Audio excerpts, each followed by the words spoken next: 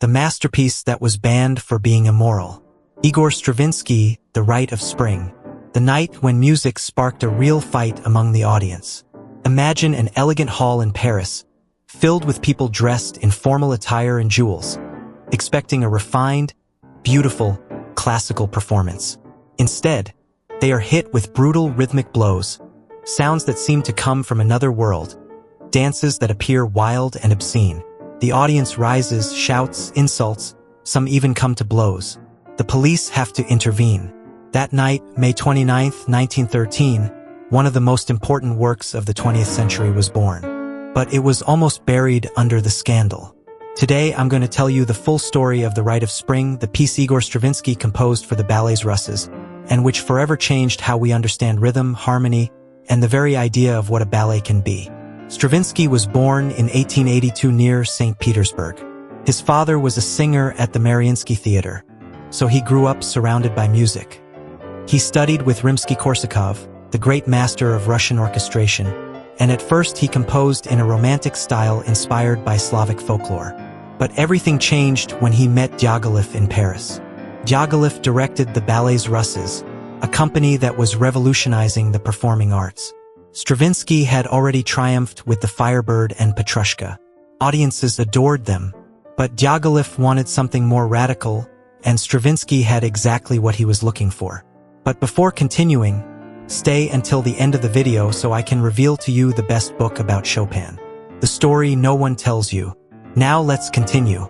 The composer said he had a dream, a pagan ritual scene in ancient Russia. Wise elders seated in a circle.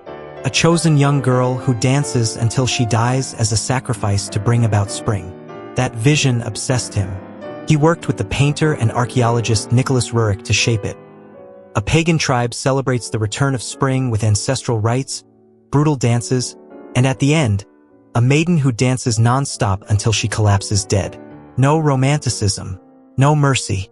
The choreography was entrusted to Vaslav Nijinsky, the company's star dancer and already a deeply controversial artist. Nijinsky created unnatural movements. Feet turned inward, rigid arms, heavy jumps, twisted postures. No classical grace. The dancers looked like prehistoric animals. The costumes, with tribal embroidery and earthy colors, screamed primitivism from the very beginning.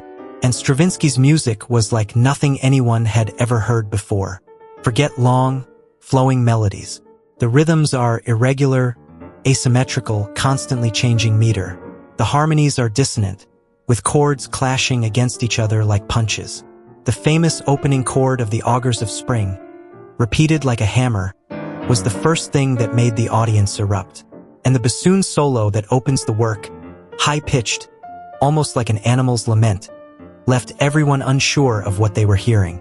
Stravinsky took fragments of Russian folklore and distorted them until they became unrecognizable. Everything sounds primitive, violent, sexual. It represents the force of nature awakening, the cycle of life and death without restraint. The premiere day arrived, May 29, 1913, at the Théâtre de Champs-Élysées in Paris. Pierre Monteur conducted the orchestra. Stravinsky was in the box. The theater was filled with critics, aristocrats, and artists expecting beauty. What they received was an earthquake. From the very first bars, murmurs. The bassoon triggered nervous laughter. When the curtain rose and the dancers appeared with their twisted postures, stomping the ground in circles, chaos erupted. Shouts of "Enough! It's a disgrace! Give the money back!" Others responded, "It's brilliant! Let us hear!" There were punches, crushed hats, canes raised in the air. Nijinsky shouted the counts to the dancers from backstage because the noise from the audience drowned out the music. Monteur kept conducting, unshaken, as if nothing were happening. Stravinsky left his seat, furious. The police arrived during intermission. The performance ended amid applause and boos. Stravinsky later said it was a terrible storm, but that he felt proud. Diaghilev was delighted. The scandal was free publicity. The press was divided. Some called it barbaric, immoral, a mockery of art. Others defended it as a visionary masterpiece. Nijinsky's choreography was considered obscene. In a time when ballet was synonymous with elegance, This was a direct insult to good taste. The Rite of Spring was performed only a few more times with that original choreography. Then the company withdrew it. But the music continued to live, and over time the world began to hear it differently. In 1927, Stravinsky conducted a revised version. In 1934, it premiered in concert form with great success. Pierre Boulez called it the birth certificate of contemporary music. It influenced Bartók, Messiaen, Varese, Stockhausen. In jazz, in progressive rock, in film. Disney used it in Fantasia, 1940, for the dinosaur sequence, bringing it to millions of people who had never set foot in a concert hall. Nijinsky's original choreography was lost for decades and reconstructed in the 1980s thanks to notes and memoirs. Today, it continues to be performed in modern versions that preserve that primitive spirit that caused so much outrage. What one generation called immoral, chaotic, indecent changed music forever. It proved that art can be uncomfortable, violent, primitive, and still be eternal.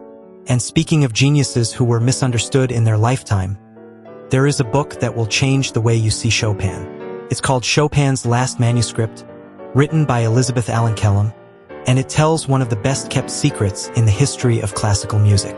On his deathbed, Chopin asked for all his unpublished manuscripts to be destroyed. What was in those pages that he didn't want the world to see?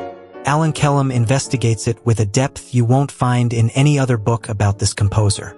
If you're passionate about these stories of geniuses, secrets, and works that almost disappeared forever, this book is for you. You can find it on Amazon. The link is in the description and in the pinned comment. If you've made it this far, thank you from the bottom of my heart. I'm passionate about these stories, and I want to keep telling them. Subscribe, turn on notifications, and I'll see you soon with another story that will leave you speechless.